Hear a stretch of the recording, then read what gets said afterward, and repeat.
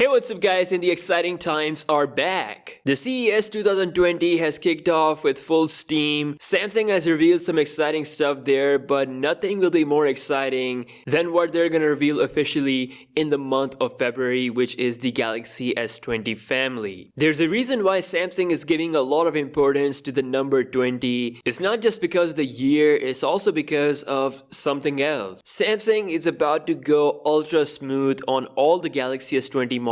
Yes, according to iSuniverse, Samsung will be bringing 120Hz OLED dynamic panel with all Galaxy S20 models, from the cheaper Galaxy S20, then to the S20 Plus, and then the S20 Ultra. I personally thought that 120Hz refresh rate will be exclusive to the Ultra model, but honestly, Samsung has completely surprised me with 120Hz panel on the affordable Galaxy S20 model. I think it's gonna be a really killer phone, especially when competing directly with the iPhone 11, which has a pretty terrible display. I'm pretty sure in comparison to the S20, it's not gonna be that nice. Depending on the pricing, the Galaxy S20 could be the most popular model among the whole series. Now it makes sense for all these phones to have bigger battery size, so now we can see why Samsung has 4000 mAh battery as like minimum size for the S20, and then going all the way up to 5000 for the S20 Ultra. Again, just like with the resolutions, you will be able to switch between refresh rates from 60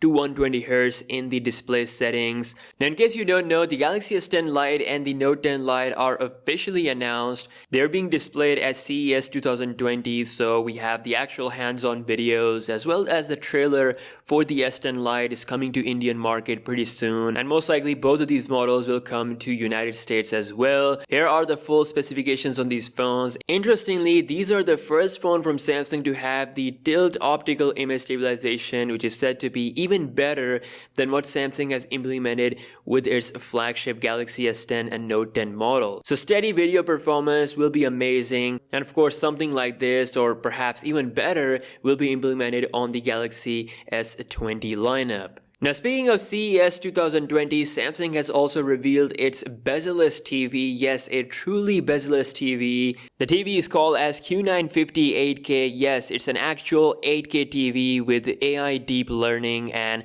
honestly, it looks absolutely amazing. It's rocking a whopping 99% screen to body ratio, and of course, that 8K resolution looks sharp. They've also announced a Galaxy Chromebook with a 13.3-inch 4K AMOLED display, Intel 10th generation core processor, 16 gigs of RAM, stereo speakers, 1TB SSD, and of course Chrome OS. It looks pretty thin, it has S Pen integration, and honestly that 4K AMOLED display will look pretty intense. With all the stuff that is announced at CES, nothing is more exciting than the artificial human, aka Neon Life. We're gonna be hearing about this pretty soon. Everything will be officially announced, all the details and everything. Basically, you'll be able to create like an AI version of yourself that you can communicate with and stuff. There's a whole new patent detail about this from Let's Go Digital, but what it actually is will be unveiled pretty soon, so I'm gonna do an updated video on that.